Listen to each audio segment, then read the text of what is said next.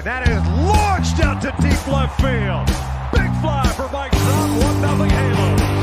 Ground ball to second base, Rhett falls down, picks it up, fires the first. The Angels have no hit. The Seattle Mariners.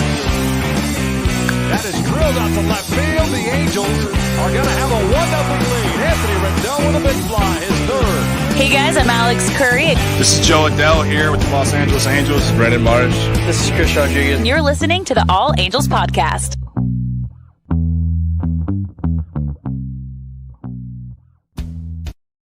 And welcome to another edition of the All Angels Podcast. This episode, I am joined with Mike Brown. How you doing, Mike? Hey, Daniel. I'm good. Thanks for having me. And special guest today, Rhett Bollinger, of course, from MLB.com, Angels beat writer. Rhett, how are you doing today? I'm doing great. Thanks for having me on again.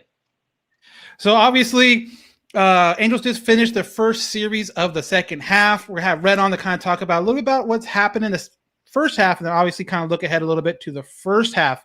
A question I know Mike wanted to ask, and it kind of fits into the Friday game against Seattle, and that's when obviously Andrew Heaney was on the mound, but we also saw Bundy and Quintana take the mound during that game. And Mike, go ahead and ask me that question if you sent me. Yeah, so we were talking kind of before we were going to have you on. We were wondering, what are the odds that you think Bundy or Quintana get DFA'd kind of before the season's end? I think that's probably kind of a harsh route that the Angels would have to go to that length. But what percentage chance would you give that? It's a good question. I mean, I think there's definitely a chance for both of them. Right now, it's such a struggle for both. I mean, Bundy, the home runs have been an issue. He came in that game and gave up a home run on a 2-0 pitch, kind of got him out of that game. And it really hasn't been that much better in relief than he was as a starter. I remember they made that change in New York after his last start was pretty memorable one, puking behind the mound like that. But yeah, I mean, the money's obviously always going to be a thing with both of them. I mean, Quintana too signed an $8 million deal. Quintana has a better strikeout rate at least this year, but his walk rate too is really, really high. Same thing, gave up that big home run to Haniger in Seattle. So I would say it's maybe 50-50 because they also have to have guys that are going to be, good enough to replace them. As bad as that sounds, I mean, right now the bullpen has been a struggle, and I'm curious to see if there's other guys they think, obviously we've seen Andrew Wantz come up from AAA, a guy I didn't know too much about really even, but had good numbers there. And, at some point we could see Chris Rodriguez back up here, but also he could be a starter. We haven't seen Felix Pena, which is interesting to me, but it has to be guys to replace them. But I think they're hoping these guys could be trade bait. If, worst case, they fell out of it. And now I can't imagine any team would trade for either one of them. And they're both going to be free agents too. So it's worth monitoring. But as of right now, I think they're both safe in the short term, but a couple more bad outings and you never know. We obviously, a lot of us were surprised by the Albert getting DFA'd. And when you brought up money, I'm kind of thinking to myself, well, if they DFA'd Albert, $6 million doesn't seem like a lot compared to that. But do you think that kind of made up their mind though? Like, we're not going to hold on the guys for money because of the Albert release. Maybe, but also Albert's played pretty well in the time that he's played for the Dodgers. And next thing you know, they probably release Quintana and he goes somewhere and figures it out, or same with Bundy. So maybe that's the other thing too, is just keep these guys from other teams. But it's just kind of one of those things. It is hard to eat money, but at some point too, if they're just not helping the team, you got to swallow it and just do it. So yeah, I that definitely does play into it. And the Pujols thing, that's why it was a big surprise to move on the way that they did. And it was the right move. I mean, obviously Walsh was an all-star. It didn't make sense to Walsh be the right fielder. So making that move, worked out both teams, I think. And then we'll see what goes on with Bundy and Quintana. So after the game on Friday, the Angels were back at 500. Rhett, obviously we know all the injuries, Trout, Rendon, Upton, even Stassi for here and there. Were you surprised at all that the Angels were above 500 at the break, or did you kind of expect that? No, that was actually, pretty decent for them to be at that spot, considering that Mike Trout had been out for so long. And that's been a really tough injury. They've had him out since mid-May.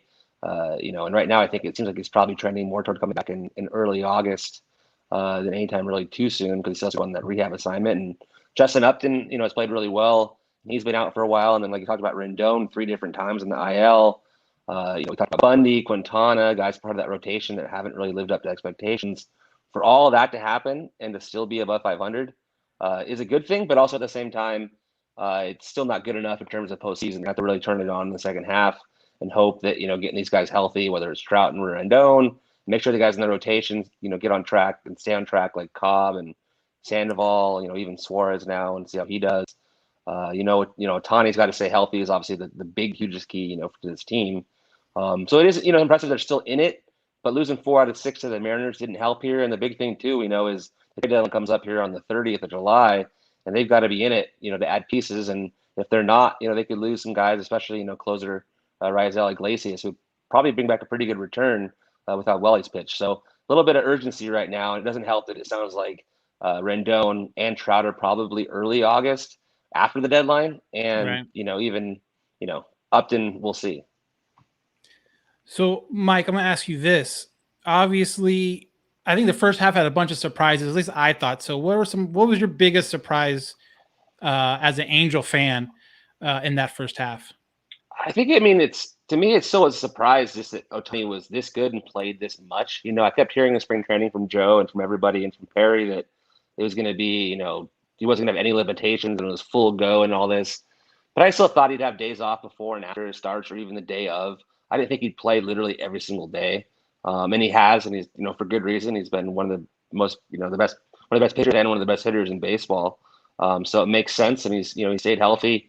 I think people were worried after those first 2 games where he was 1 for 10 with 4 strikeouts on Saturday, and then sure enough, hit the home run and was 2 for 3 here on Sunday. So a little bit of relief after that home run derby because he definitely looked tired after that.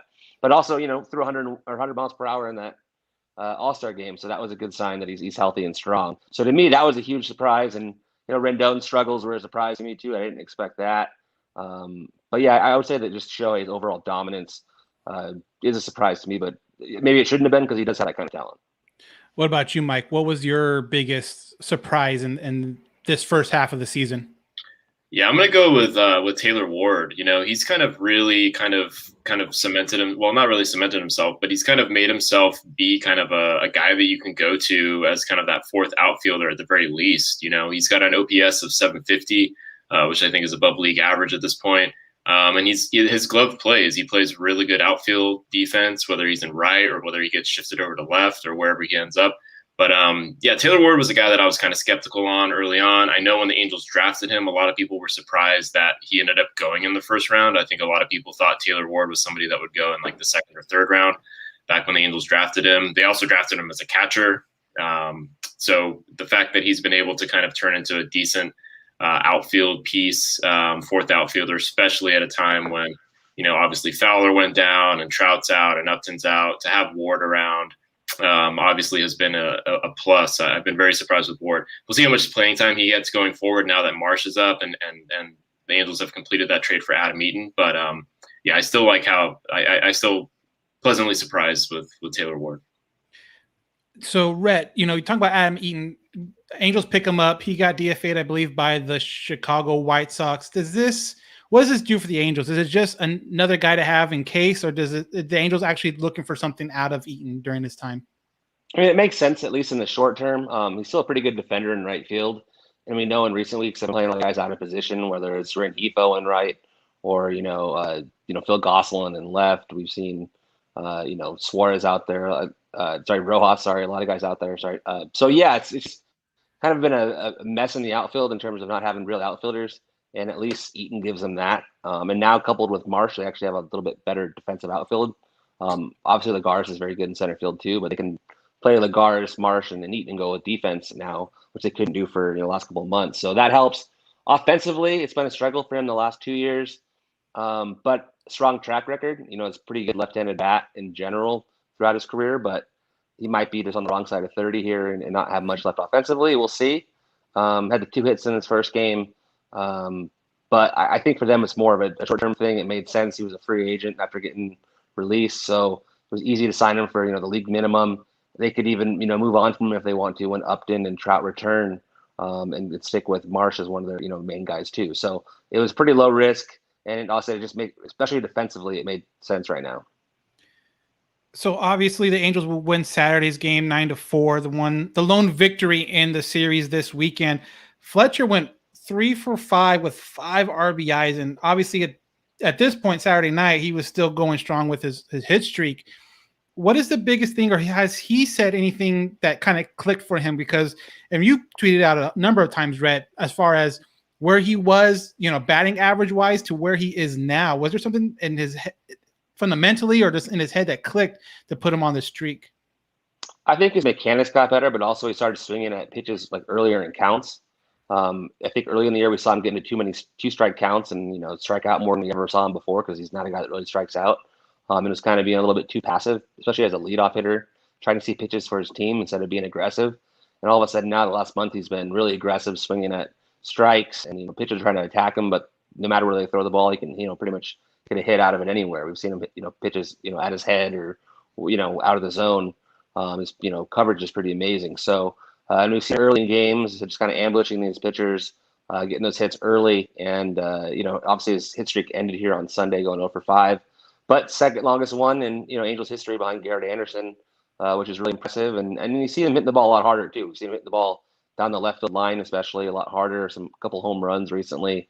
I think early in the year it was most of the hits were just kind of little flares to right field and wasn't really hitting the ball as hard as he thought he could have. And so sure enough, he's kind of figured it out now mechanically, and he's driving the ball to both sides there, because Joe Madden always says he's kind of like a V hitter. He doesn't really hit the ball like in the middle of the field. He only hits the ball like on the right field line, the left field line, and it works out pretty well for him. And right now, I think he's starting to do that. And sure enough, he's been baseball's hottest hitter now for a month. So go ahead, Mike. Ask a question. I know you have one. Where are we pivoting? Are we already pivoting? Wherever you want. So given that Chris Rodriguez got sent down probably about a month ago now, or a month and a half ago, and Reed Detmers has really kind of established himself in Double-A. I think yesterday he struck out 4 of the first 5 hitters he faced. Who do you see coming up to the rotation first, to the major league rotation, Detmers or Rodriguez? It's a good question. I mean, I guess it just depends on how they're pitching at the time. I think Rodriguez maybe is more likely just because he's already on the 40-man and we've seen him up here. Okay. Whereas Detmers would have to do it that way and add him on. And there's still a chance for both of them. I mean, even now they're going to need a starter. I think it's on the 27th or 28th, because they're going to stick with a 6-man rotation. And right now they're okay because they have the off day coming up on Wednesday. And then after that, they go 5 days and then they have to find somebody else for that next day. So it could be Rodriguez if he's ready. We know that Griffin Canning's on the injured list with a back strain at AAA, so it's not going to be him. But Detmers could also make his debut later this year too. And the Angels are showing some aggression by bringing up, being aggressive, bringing up Brandon Marsh. I think that was even a little bit of a surprise the way that it happened. Right now, especially after signing Eaton, you kind of figured that maybe even Joe Adele would be that guy too, especially over the last couple of months. And Adele's still hitting the ball pretty well at AAA. It's obvious that they need him cut down on the strikeouts and to improve defensively. But at least they have another option there too. So yeah. Did they or Joe or Perry or anyone say why Brandon over Joe? Because I think a lot of people would have thought Joe would have got the call up first just because of his offensive numbers, but just him having the time in the majors last year. I think a lot of it had to do with just like defense. Marsh is a better defender at this point, can play center field. And I think also Marsh just, doesn't strike out as much. And they're a little bit worried about Adele coming in and falling into a slump and, striking out too much like he did last year too. So Adele's really close. It is surprising in some ways. But also I think, they kind of want to see what they have in Marsh first year. Joe would love to keep him up here all year, Madden said, but he's got to play his way up here and deserve it and see how he does. But it was a little surprising considering he obviously missed a month with a shoulder injury. He's been like red hot since he came back at AAA and even before that in his rehab assignment at rookie ball. But so a little bit of a surprise, but I just think the defense kind of won out. Yeah, and talking to his family today, they said him spending time in Arizona actually really benefited him because they kind of taught him how to take care of that shoulder. So now that he said he's the best he's felt since, obviously before spring when it kind of aggravated it. And hopefully that's a sign for it to prolong his time up here and not flare up with another shoulder injury. But Brandon's up. You got, these younger guys coming up, or not coming up, but like actually starting, like Sandoval. We saw him today. Not great, but he's had good outings. And same thing with Suarez. Are the Angels kind of now leaning towards let's see what we got type of mentality instead of hanging on to these, older veterans? Yeah, I mean, but also trying to win though too, right? Because like these veteran guys, Bundy and Quintana weren't doing it very well, and they could have kept him in the rotation, like kind of the way that, like the Orioles are doing with Matt Harvey and letting guys kind of get hit. At least made a change. And these guys deserved it though too, right? I mean, Sandoval was pitching pretty well in relief, and he's obviously on a great run. Suarez has been really good in relief, same thing. So it made a lot of sense to me, and we'll kind of same thing. It is still kind of see what they have though. You're right, because Sandoval I think obviously is a lock in the rotation for a while now. He's earned that, but like Suarez is still kind of case by case. But at the same time, like I said, they don't really have a full rotation even right now with the way it's going with only 5 out of the 6. So they've got to kind of figure out what they want to do with that 6th spot. And Jaime Barria obviously is a AAA too, and he's obviously on the 40-man. He could be an option, not exactly an exciting one, someone who at least can been there, done that. So yeah, I think they're trying to find the best guys to fill in this rotation, and we'll see. I mean, there's still a chance if they're in it that they go and trade for a starter here at the deadline, but I still would be a little bit surprised they kind of are buyers. So right now, the Angels just finished a series with the Mariners. They're going up to Oakland for 2, like you mentioned, day off Wednesday. Then they go to Minnesota, then come back to play Colorado, and then the A's again. And that's going to wrap up their month. Like you mentioned before, a lot of these guys aren't coming back until after the trade deadline. Is this kind of like the worst case scenario that they go like 500 during that time and don't really know if they're sellers or buyers and just kind of sit on their hands and don't do anything? Or do you think, regardless, they're going to lean one way or the other? Yeah, I mean, if they go 500, it'd probably sell because there's still kind of enough out of the race that it's going to be hard to make that up. So unless they really go on a real tear, which they can, I mean, obviously they have to play well against Oakland, which has been a struggle for them in the last couple of years. And but Minnesota, they've been really struggling this year in a 4-game series, so a chance there. It is in Minnesota, and we'll kind of see how that goes. But yeah, I mean, they kind of have to go on a tear here to really become like full buyers. And yeah, I said, and I think that in terms of selling, I think a lot of the pieces that they had to sell just haven't really done that well this year. All the impending free agents, whether it's been Heaney, Quintana, Bundy, Suzuki, these kind of guys aren't exactly guys that people are clamoring to trade for. I mean, if they wanted to, I guess Cobb would be a candidate potentially because he's going to be a free agent, but he's pitched so well for them. I don't know if they really want to do that. But it's you can't rule it out if they kind of really fall out here. And like I said, Raisel Iglesias is probably their biggest chip here, and maybe Jose Iglesias too. So they do have a lot of impending free agents. They got to kind of figure out their plan going forward. Are these guys are going to be a part of it?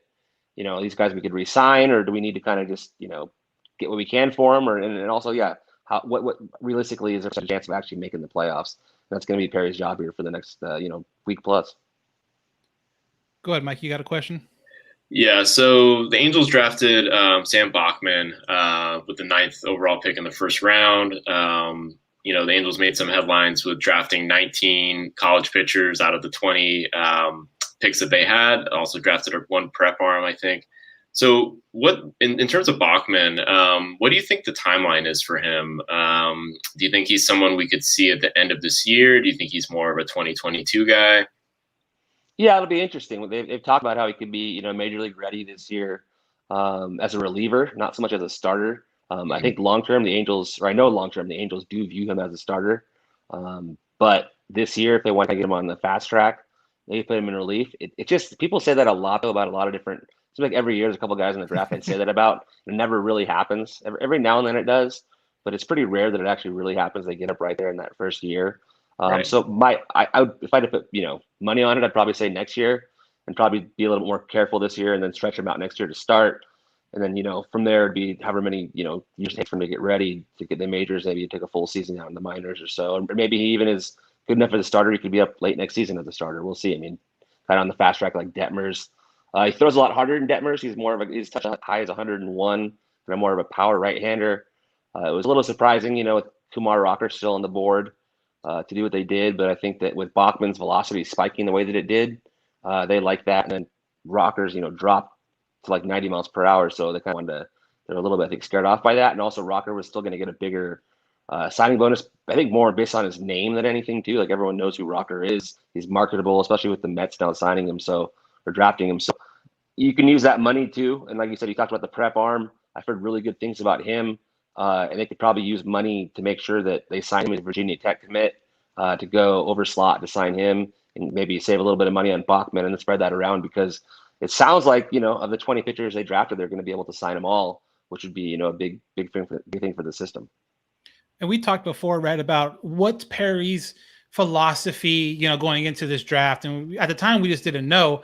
Now that we see that was all pitching and all mostly college pitching, was that what he was planning to do the whole time? Or was it just one of those things where the draft played out and it just kind of fell into his lap the way it did, and that's the route they went? They claim that it wasn't planned that way. And I think at a certain point, maybe it wasn't, especially early on in the draft. But I think by day 2 and 3, they were by day 3 last day, I think they were pretty aware they're just going to go for all pitching from there. I think early on, maybe they did weigh some guys here and there between a pitcher and a position player, but it is pretty clear that pitching was a priority. And also, not even so much even Perry, too. If you go back to the last 2 drafts, and Swanson, is still there. It's still the same draft, the same director of scouting. So he had gone, I think, of the first 20 rounds in 18 and 19 before the shortened draft last year, he'd gone like 16 to 20 in pitchers in the first 20 rounds. So he'd been going heavy on pitching anyway. But also with Perry, I think the last 14 drafts that Perry's been a part of, they've gone a pitcher with their first pick too. So like Perry also has been a part of front offices that have been pretty heavy on pitchers. So it wasn't a surprise in that sense. And also we all know, like, this organization desperate for pitching. Like, so why not just go all in? I mean, right at this point, you're going to hit on a couple of them, hopefully, and hope that you have enough position players depth in your system. But clearly, you don't have enough pitching depth, and I think this will really help it. And that's a good point. Like, you're hoping that some of these guys out of the 20 hit. Obviously, I think some fans don't realize that, like, just because you drafted 20 pitchers, not all 20 of them are going to make it to the majors. Some of them might not even make it to AA. Rhett, in your past, what's a good draft? Like, if you draft a guy, like 20 guys, how many need to make an appearance in the majors to be like considered a good draft? That's a good question. Maybe like even as low as like 5 if they're impact players. You know what I mean? I mean, the Angels have one of the best drafts of all time because obviously Trout was a part of it because they got Trout, and that was when they had Skaggs, and they got Corbin, obviously Grichuk as a number 1 or ahead of Trout. So yeah, that's considered like an epic draft. Not if those guys ended up being like more than just like guys, they ended up becoming like a lot of stars out of it. But even that's just a few guys, so it doesn't take too many. I think obviously a good draft, I think part of it too, just if you can unearth, kind of like superstar type players, that would be if Bachman turns out to be a stud, like, rotation guy, then obviously that kind of changes things. And then if there are some other guys become decent, relievers or starters, but yeah, I mean, like I said, you don't have to hit on that many of them for it to be a success. But you said you don't want a bunch of guys though that are just, kind of cup of coffee though. You know what I mean? If 10 of those guys make it and they're all just kind of okay, that's fine. But you'd rather have like 1 to 3 of those guys be like, a stud. So like I said, trade deadline's coming up. A lot's going to depend on what the Angels do in this next week, leading up to the deadline. Is their number 1 target, if they are buyers, going to be bullpen help, or do you think they're also looking for rotation help? I think a mix of both. I think they'd be fine getting another starter there to join that staff. Like I said, they're already kind of short one, and I don't know how much they want to trust going back to. They're not going to probably go back to Bundy or Quintana, or so if they want to bring up the young guys yet. Like I said, we talked about Detmers and Rodriguez, so I wouldn't rule that out. Or same thing with bullpen help.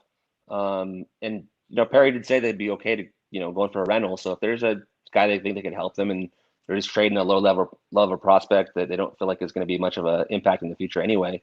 Sometimes you do that with a guy that's a reliever or a starter that is just getting paid a decent amount of money, and the other teams is looking to kind of shed salary. And usually you can kind of trade, kind of a lottery ticket type player for that kind of player. So we'll see what's out there and what they want to do, but there will be some pitching out there, I'm sure, because there are some teams that are definitely out of it that have some pitching. Go ahead, Mike. I know you have a September call-up question. Yeah, and before we get to that too, I had a quick question. In terms of the guys that Perry would be willing to trade, say the Angels do become buyers by some miracle at the end of the month. Oftentimes when a new GM comes into a system, he's not usually familiar with the players because he didn't draft them, to begin with, and he's kind of more likely to kind of part with a guy that he didn't draft. Do you get that sense from Perry, or do you get the sense that he actually likes kind of the guys that we have in the system so far right now? Yeah, it's another really good question. I don't know. It's hard to tell so far. It's still so new. I think that we'll get a better feel after this first deadline to kind of see how he views these prospects. Mm-hmm. Because I know he trusts the guys that have already been there, and they have some guys obviously that have been around now in their organization. But yeah, they did make a lot of new hires too, and brought guys in that are kind of in the process of evaluating what they have. And so, yeah, I think we'll kind of find out more about that. It's going to be hesitant to say exactly and to predict exactly what Perry's going to do because it's still kind of too early on in his tenure. Right. But you're absolutely right, though. New GMs are a lot more likely to move, prospects that they're not attached to. And we'll kind of see too what kind of directives he has, from ownership in terms of what they want him to do too, which is obviously a thing as well. So, and if they want him to try to go all in or sell or what's going to happen here, that could also be a part of it. And then are there any September call-ups that you see kind of outside of Adele? Obviously, Marsh would have been a guy that I would have thought might have had a chance for a September call-up. He's already up. But are there any other guys that you can kind of foresee getting called up in September? Maybe Detmers if he doesn't come up, whenever Rodriguez does. I think that's probably still the most likely time is for Detmers to come up and see what they have with him in September. Otherwise, a lot of their top prospect guys you'd want to see aren't quite ready yet. It's hard to really say. There's going to be too much excitement for September call-ups this year. I just think right now I think it's Detmers, and like I said, Adele would certainly be a candidate to do that if he wasn't up by then already. But I think the one to watch for sure is Detmers. So a lot of people want to ask, and I'm pretty sure I've asked you this question before too, but it keeps on getting brought up, at least in our social media feeds and stuff like that, is that not only Taylor Ward, but Matt Theis he's catching a ton more now, it seems like, at Salt Lake. Is that something they're still just, a weapon to have in the bag, or is that something serious that we could see like Theis come up at some point and catch? I think it's more versatility based than anything. I mean, but you're right, though, Theis is catching more than I think we thought he would. Maybe they are trying to get him back into catching a little bit more. Ward's more, I think, just kind of an emergency type thing. And we saw it actually come into play, that game where Shohei batted for himself and then came out and then they had to do all the pinch hitters. And then, Suzuki got hurt and they had to, put Ward back there. So it was a good thing to have someone back there like that. But I think with Theis, it's probably a little bit more chance he actually could maybe catch a little bit just to kind of, he was also drafted as a catcher and so was Ward. I'm curious to see obviously how that plays out for him. But it does make sense. Joe's all about guys nowadays, especially improving their versatility. We've seen that said even with Ward playing a lot more outfield this year, and he's gone from catcher to third base to outfield and all that. So, and we've seen, like I said, even the infielders we've seen Rengifo and a lot of these guys playing the outfield now too. Wong. I mean, so it just seems like Joe really wants his guys to learn how to play over the field. So as we stand right now, Angels are 5.5 out of the final wild card spot. What is this about this team that's keeping them around? Is it strictly just the offense? I'm guessing, but even the offense hasn't been, fully healthy, and it seems like in a really long time. Yeah, I mean, I think it's the offense when Ohtani and Walsh are clicking. That's really been a big key for them. And now that Fletcher's gotten hot too, they've been playing a lot better since that. And then the rotation, like I said, Sandoval has really been a big key to that. And same with Cobb. Those guys have really been a lot more consistent because we've still seen inconsistencies from, Heaney and Canning before the injury. Even before he was optioned, sorry. And then Ohtani has been, a huge part of that for him to be able to do what he does both on offense and, as a pitcher. That's been such a big part of this team. So without him, who knows where they'd be. So, yeah, a lot of it is just on Ohtani's bat and then, helping stabilize that rotation. Instead, it's been a little bit better since Sandoval joined it. And they moved on from, Bundy and Quintana. So it's been impressive in some ways. They've been able to do that, but they've also still had some tough losses over that stretch. The bullpen just still isn't very good in general. And the rotation still lacks depth. So offense can get going, even though they've had Rendon be down all year and they've had Trout out for a couple months now. So impressive they're there, but like I said, it's still going to be a big climb or mountain to climb to kind of get back into the real contention. Especially when the next week is on the road and the Angels are right now 19-24 away from Angel Stadium. Like you mentioned, 2 against Oakland, that's always hard, and then they have 4 against Minnesota, but at Minnesota. So again, on the road hasn't been necessarily the Angels' friends this season. So still moving forward to the second half of the season. Obviously, if the Angels don't make a serious run and don't make the playoffs, a lot of questions are going to come down on Joe and kind of his, is he kind of past his prime kind of talk. What's the feeling you get from Joe and his, is he still happy to be there? Is it kind of wearing on him since the beginning of the season to now at all? No, I mean, Joe loves it. Joe couldn't be any happier, even though it's funny for them to be right around 500. All he ever talks about is how much he loves the fight and the energy in the dugout. And you can tell, even just chatting with him before the game, where it's not like, on the record in the sense, you can tell he's genuinely happy to be here. He grew up in this organization. He loves living back in Long Beach.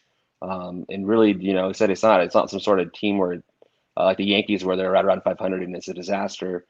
Joe seems genuinely happy to be around. I mean, obviously he wants to be much better than that. But he likes kind of the energy of this team. And truthfully, I think Artie really respects Joe. So, I mean, to think Joe, even if they finish, with a tough record here, I don't think there's any Joe would be in any sort of jeopardy, just because I think Artie just likes Joe so much now. It's kind of his guy. And I don't think it'd be hard to blame, even if they do have another, it'd be hard to blame Joe in a sense, to me at least, because I feel like even if his bullpen's moves don't work out, it's mostly just because they don't have very good relievers. You know what I mean? It's kind of like shuffling the deck there. No matter, if he was given better players, I think that, and even with versatility too, right? If he had a bunch of Ben Zobrist or guys that were actually like really good like at doing that kind of thing when he was with the Cubs or the Rays, and they actually had like the players that could do that, then it makes him a really good manager. But no offense to some of the players, but if they can't do that, and he's putting them in situations, and I guess as a manager, you have to put players in a situation to succeed. But he's put some trust into some guys in some key spots, and it just hasn't worked out. So to me, it's on a little bit more on the players, and I think that obviously it's going to be up to Perry to give Joe better players, really truthfully, next year. Mike, you got anything? No, not really. I mean, I guess my main question would be kind of what would you see the outfield projecting as next season? If Marsh does hang around, because there's a lot of guys now. We got Ward, we got Eaton, we got Lagares, we got Upton, Trout when he comes back. Adele's down in the minors still. What in terms of like opening day 2022, what would your starting outfield look like? I still think that, with Upton under contract, depending on how he finishes this year, he's still going to be in left field. And, obviously Trout's going to be in center. And then in right field, I think it's going to be competition in spring between Marsh and Adele. And whoever kind of wins that will be the primary right fielder. And maybe they'll kind of use both guys there and platoon them a little bit more. But I think obviously they want both those guys to get as much playing time as possible. So it's a good question. I think by next year, they'll probably move on from like Lagares and Eaton and some of those guys. But you're right, Ward's still going to be in that mix too.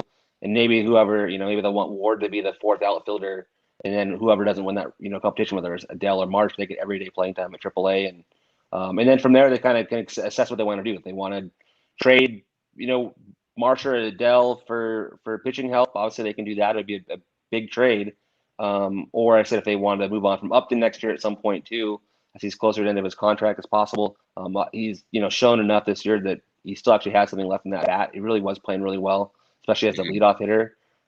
So at least there's some depth there. And then, a lot of guys even below that, minor leagues too. So to me, I think it could lead, like I said, talked about earlier with Perry, it could lead to Perry getting creative here and maybe trading for some of that depth in the outfield to try to really improve this pitching staff.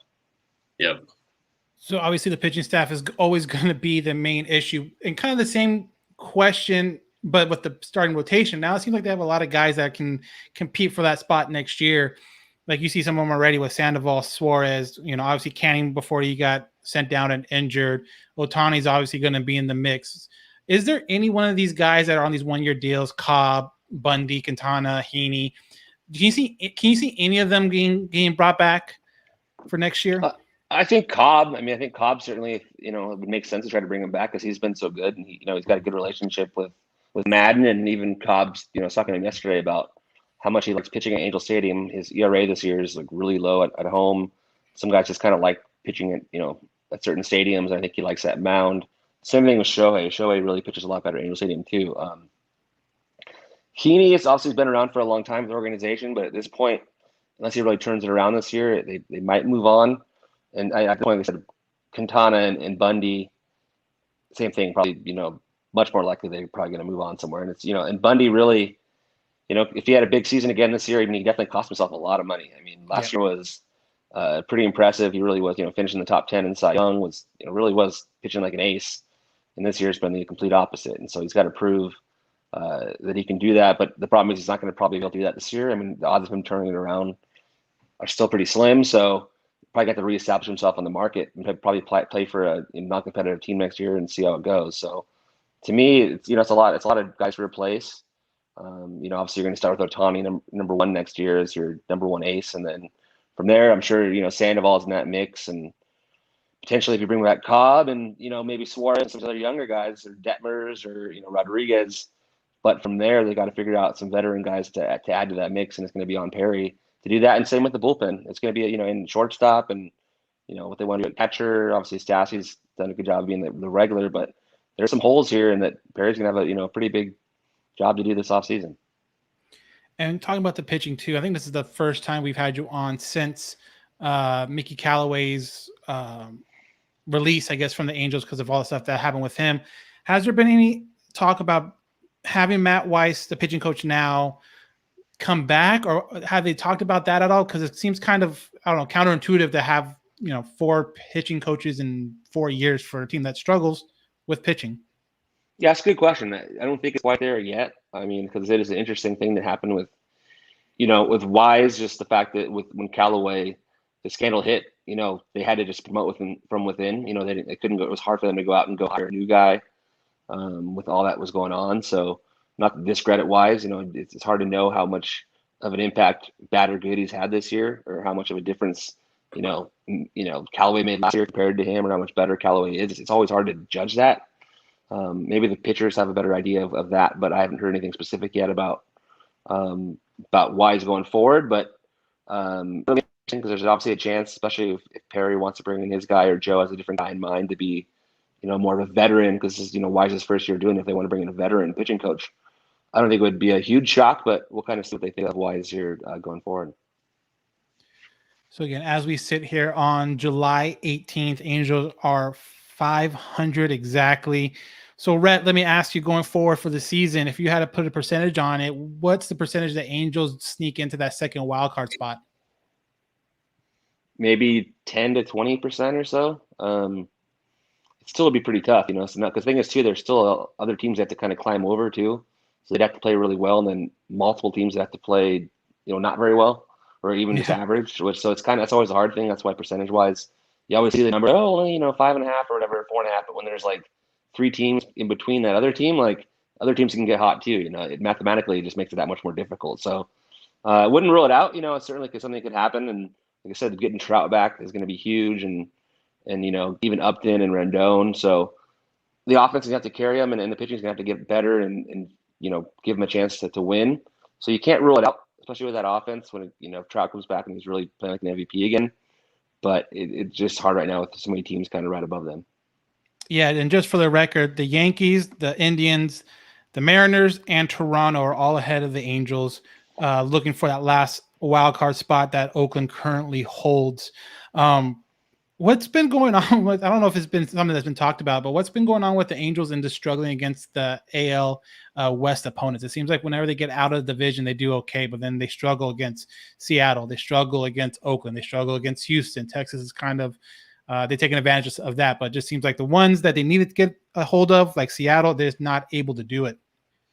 Well, those teams, truthfully, in the games they played against them, they just pitch better, right? I mean, the A's have a better rotation in general, and Bassett's pitched really well against them in the past. And, and the Mariners just right now, their bullpen is better than the Angels, like by far. So that's been an issue too. It's just, late in the games, the Mariners just have a kind of more of a lockdown bullpen. And we've seen, the Gilbert kid did on Sunday was really good. And we've seen how, good Flexen's been, and Kikuchi was an all-star. The Angels do hit Kikuchi pretty well. And then the Astros, they've had the Angels number here for a while here. And, their offense is really good too, which, and the Angels always seem like they have a tough time at Minute Maid Park. So, and the Rangers kind of more, like you said, kind of played them decently. But I just think those teams just happen to pitch better than the Angels. And it just kind of goes that way. And that's why they have to really improve that going forward to beat these teams in their division. Mike, what about you, Mike? What do you think percentage-wise the Angels are going to be to make the playoffs this year? Yeah, I'm kind of with Rhett in that 10 to 20%, probably closer to 10% at this point. It's tough when you're, now 2 or 3 games back behind the Mariners now in that division. The Mariners look like the better team right now, just based off their pitching staff. Their offense has been pretty bad all season, but they've really been able to turn this season into something just based off that pitching staff and that bullpen, as Rhett kind of alluded to. So yeah, I think it's going to be a tough climb. you and I, Daniel, go back and forth occasionally saying that the Angels are the best of the worst teams in the AL. That's kind of, that kind of still holds up, and we'll probably go into Minnesota and take 3 or 4 or something like that. And we'll probably, do the same to Colorado. But I don't know. It would be great if we could take these next 2 games against the A's, but yeah, it's going to be tough. We have Shohei going tomorrow, so that should help. But yeah, we're not in the class of the A's. We're not even in the class of the Mariners. And until that changes, yeah, it's not looking good. Yeah, hard to disagree. Yeah, and Mike, you talked about it too. Shohei going tomorrow. Has there been any? I know you were talking a little bit, Rhett, earlier about the whole home run derby, All-Star, that kind of energy spent, but he's also spent a ton of energy before that, just like you said, doing both hitting and pitching. Has there been any talk about maybe slowing him down a little bit in the second half so he doesn't completely get gassed out? Or is it we need to win now, and kind of let's not worry about that? No, there's definitely been talk about that, and right now, from what I hear, he's going to probably be in the lineup tomorrow when he starts against the A's. But I think going forward, once we get deeper into August and September, I think they're going to probably not have him hit in the lineup in the days he pitches, just to kind of give him a rest on those days. And then otherwise, same thing. If he feels like he needs it, it's going to be up to him. But the day before or day after, depending on how he's feeling, he might get days of rest too here and there. But it's going to be up to him. And I think too, some of it will be just where they are in the standings. If they're still like in it to the last week, I think they're more likely to really kind of ride Shohei. But I think if they're kind of out of it, they kind of might be a little bit more lenient they're a little bit more, let him kind of get some days off here and there to kind of keep him fresh and make sure he doesn't, injure himself is really the real key, right? I mean, when you get tired, that's when you get hurt. When you get fatigued, that's when you get hurt. So that's more than anything. It's just keeping him healthy. So I do think that we'll probably see him probably that less when he pitches, and then we'll kind of see other days he gets off. Yeah, that's my biggest worry, is that you get fatigued and now your mechanics might be off just a tad. And then if that can kind of build into something worse, that's obviously something that you try to avoid. And with Ohtani having the season he is, obviously, Rhett, I'm guessing you being a writer, he's your MVP right now if you had a vote. Yeah, exactly. I don't know what I'm voting on yet this year, so I guess I can talk about it a little bit. If you know you're not supposed to talk about it, but I don't know yet. So, yeah, to me, I think he's the favorite. I think he's the front runner. I mean, doing stuff we haven't seen in 100 years. I mean, it is amazing how good Vladimir Guerrero Jr. is. Could even win the Triple Crown and not be the MVP. So we've seen that before where, Trout got kind of that one year where Miguel Cabrera won it when he had the Triple Crown. But this year, I think it could be different. I think with Ohtani doing both, like I said, we talked about before, though, just the health, though. He's got to stay healthy for the rest of the year and do it all year because no one wins the MVP award in July. But the way he's been playing and the way that he's just, the narrative too, just the whole two-way thing, it's going to be really hard for Vladimir Jr. to beat him at the MVP if they keep this up the same pace. Angels could have possibly the first and second best player in baseball and still barely miss out on the playoffs. And that's kind of, as Angel fans, can be really frustrating. But hopefully some of these younger arms come around and have a bright future. So that's kind of what I want to – my last question is, Rhett, we talked about the 20 for 20, the pitchers, not the documentary series, but how do you see this? And obviously those guys are tons of questions. You just don't know what you have when you draft, but looking forward to this franchise and seeing some of the young guys, Detmers, Rodriguez, we mentioned Suarez. How do you look at this franchise going forward? Is it in a good position, or is it still some work that needs to be done? I mean, definitely work needs to be done. It's in a decent position. I mean, the farm system did get better under Epler, but not like it didn't become like elite or anything. It just kind of went from being the worst in baseball pretty much to kind of like, respectable at least. But a lot of that though was based on like they really went after the toolsy kind of middle infielder types and middle, and even guys that go to the outfield. So they have a lot of those guys in their system, which is a good thing. Like I said, that could maybe be used as trade bait for pitching, but like there's not that many other big names that jump out at you, in terms of big time prospects for pitching for them. Some younger guys, and I said, we'll see how these guys from the last few drafts, and even obviously this one right now, all kind of pan out. That's going to be a big key for them. And then going forward, they got to kind of figure out what they want to do with the rotation, and said with shortstop, with catcher, with the outfield depth. I think they're okay. Locked in at the corners with Walsh and Rendon. And then the big key is going to be obviously, Ohtani's going to be a free agent in 2 years, and at what point do you try to extend him, and when would he be? Yeah, of course. But I mean, it's like, he's obviously part of that too. So I think he's going to want to wait on that a little bit. And he's still got 2 more years left, so we'll kind of see. But that's going to be the big key, right? I mean, they did it with Trout. That was pretty amazing. They're able to lock him up for that long, and now it's going to all be out the next 2 years to prove to Shohei that this is a place to stay. Because truthfully, I think by then, I think the DH is going to be in both leagues. So he's going to have, if he wants to go to free agency, he's going to have a full 30 teams that are going to be after him. Obviously, only a few will be able to afford him, but he'll at least, have the NL market in play now, which he didn't really have in play, it seemed like a couple of years ago. And then about the Ohtani thing too, has there been any rumors? Has there been any initial talks between the team and him about getting an extension done earlier than, not letting it get all the way to the year of his free agent, like trying to really lock him down now? Nothing that I'm aware of. No, I've not heard anything regarding an extension with him. I mean, they did, sign him to that 2-year deal before the season that was just, within his arbitration, right, which ended up being a great deal. They bought him out for those 2 years for 2 years, $10 million, whatever it was. And he's probably worth $50 million just this year alone. So ended up getting a good return on investment for that one.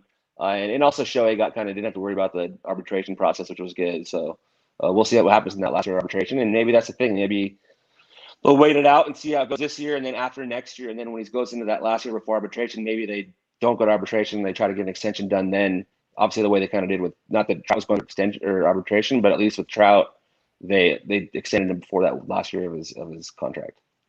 Yeah, that's exactly what I'm hoping for, is that get those 2 years, and then that last year leading into the arbitration, hopefully give him that nice big check. Because by then, too, obviously Pujols will be off the books, and obviously Upton will be off the books regardless of what they do with him with the roster. So they'll have some money to play around with, and hopefully that will go towards Ohtani, and you can lock up the types like Ohtani and Trout for a long time, which would be, for Angel fans at least, a lot of fun. And another reason to go out to the ballpark, especially if the team isn't doing very well. Mike, do you have any questions? Any last questions? No, just to go off Ohtani there for a second. I think a lot of that is going to be dictated upon how long he's able to continue to pitch and hit. Hopefully we pray that he's able to do it, for the next couple seasons and he's able to kind of cash in that way. But if for some reason he, only becomes a pitcher, only becomes a hitter, I think that'll definitely affect his value in terms of how much the Angels or any other team is going to be able to give him. Yeah. So, exactly. Health is going to be the big thing, right? If he can stay healthy and be a two-way player, then he's going to get paid like crazy. But if he gets hurt and can only be a position player or whatever, but yeah, health is going to be the big key for him, big time. And it's still, like I said, it's still 2 more years after this, so a lot can happen, by then. Mm-hmm. What do you think is best for him as far as if he has to choose one or the other? And obviously, the idea of him doing that we don't want to think about, but if he has to choose one or the other. Obviously, we've seen what he's doing offensively. I mean, he hit number 34. Was it 34 today? 34 yes. runs today. Offensively, he's just a monster out there. But pitching wise, you hear about guys like John Smoltz and legends of pitching say, hey, if this guy would really concentrate on pitching 100%, he could be a top 3 pitcher in the league. What one would benefit him and probably benefit the Angels more if he had to choose one or the other? I just don't think there's any chance that he just would choose pitching. There's just no way. I think he's just such a good hitter, such a good position player. There's no way it would just be pitching, because he'd want to be in the lineup every time anyway, and every team would want that guy in the lineup because there's, you know what I mean? There's nothing that could physically hold him back from being a good hitter. Whereas the whole point is with pitching is that he could get hurt, right? He could hurt his shoulder, he could hurt his elbow, and it's from there it just wouldn't be worth it anymore. So that's, I think, the only way that he stops doing both would just be because he got hurt with his arm and realized that, I want to play every day as a position player, play right field or whatever, first base, or wherever they, end up wanting to put him. I think that's the most likely route they go. I don't think there's really any situation where he only pitches. I think he's either going to be only a position player at some point, or obviously he's going to hopefully be able to do both, which would be awesome for baseball and awesome for him and potentially the Angels if he sticks around. So like I said, mentioned 34 home runs as of today. Last question, Rhett. Does he get 60? Ooh, man. That would be fun. I mean, it's so hard to 60, but I mean, he's so consistent. I mean, it wouldn't shock me with the way having Trout and Doan behind him, but I still think probably mid-50s, which is still a lot. Because 60, man, that's just like, we don't ever see that. I mean, I guess, Chris Davis, did he get there? Or what did Chris Davis get to that 1 year? Yeah, I think he did get, I think he got like 59 or 60. I think he was like right there. around there. Yeah. It's just a lot, and to do it all year. And like I said, he's probably going to get fewer at bats down the stretch, maybe even like I said, to kind of keep him fresh as a pitcher. So I still think probably even if he gets to 50, that's still a pretty amazing year. Yeah. Hit 50 home runs as a two-way player. I was going to cut there, but yeah. We can edit it, I think. Mike, what about you? Does he get to 60? No, I think he gets like 50, 51. I kind of think what Rhett's saying is right in that he'll probably get fewer at bats down the stretch, especially if they're kind of out of it at that point. But yeah, I could definitely see 50, like he hits maybe 16 more. But yeah, that'd be something if he hits 60. But yeah, probably 50. Yeah, I mean, still anything above that 50 mark would be a crazy year, especially when you can also tag at the end of it. Oh yeah, his ERA is like around 3.5 or something like that. So that would obviously be a huge storyline of the year. Something honestly fun to watch, even if the Angels are out of it by this time. In a couple weeks, obviously the Ohtani home run chase, if you will be a lot of fun, and maybe he sets the Angels all-time single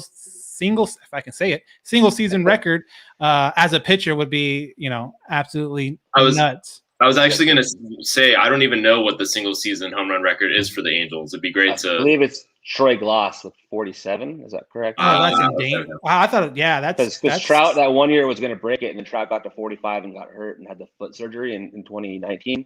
So yeah, I believe it's Troy Glass with 47. Yeah, that's doable. That's doable. Very doable.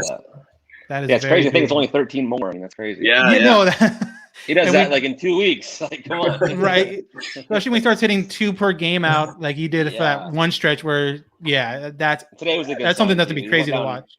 He down in golf that one today, which was pretty amazing, and that was a good sign. Yeah, got that. A really good pitcher too. That Seawald guy's really good. Yeah, I mean their pitchers are they're sneaky all good. Yeah, Graveman. I mean, sneaky legit. I mean, give credit to former Angels GM there that actually built a bullpen after he left the team with Dipoto. But Dipoto, I'll give him credit. He built up a bullpen. Yeah. Very good. Yeah. So, Rhett, I want to thank you again for jumping on and talking a little bit about the first half and second half, and hopefully some good things we can look forward to in the second half of the season. Rhett, thank you very much. Mike, thank you again too for jumping on, and I guess your maiden voyage as a kind of a co-host with a guest on too was a lot of fun as well. Yeah, thanks for having me. Thanks, Rhett. Yeah, that was awesome. Yeah, anytime. So that's been another edition of the All Angels podcast.